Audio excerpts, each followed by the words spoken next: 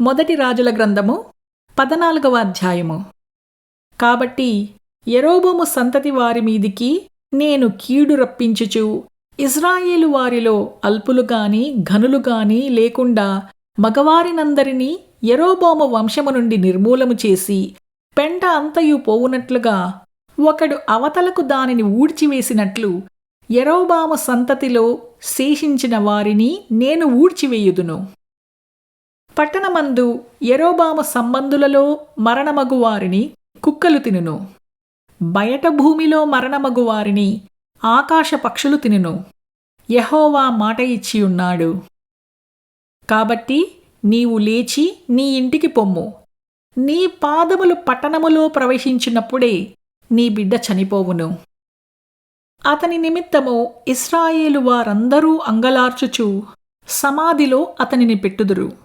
ఇశ్రాయేలీయుల దేవుడైన యెహోవా యెరోబాము సంబంధులలో ఇతనియందు మాత్రమే అనుకూలమైన దాని కనుగొనెను కనుక యెరోబోము సంతతి వారిలో ఇతడు మాత్రమే సమాధికి వచ్చును.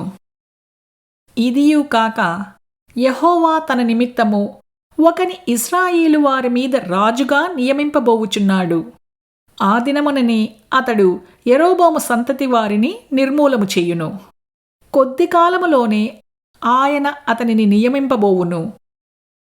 ఇశ్రాయేలు వారు దేవతాస్తంభములను నిలిపి యెహోవాకు కోపము పుట్టించియున్నారు కనుక నీటియందు రెల్లు అల్లలాడునట్లు యెహోవా ఇశ్రాయేలు వారిని మొత్తి ఒకడు వేరును పెళ్లగించినట్లు వారి పితరులకు తాను ఇచ్చిన ఈ మంచి దేశములో నుండి వారిని పెళ్లగించి వారిని యూఫ్రటీసు నది అవతలకు చెదరగొట్టును.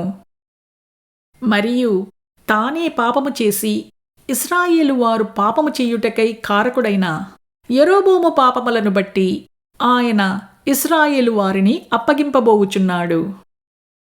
అప్పుడు యెరోబోము భార్య లేచి వెళ్ళిపోయి తిర్సా పట్టణమునకు వచ్చెను. ఆమె లోగిటి ద్వారపు గడప యొద్దకు రాగానే ఆ చిన్నవాడు చనిపోయెను.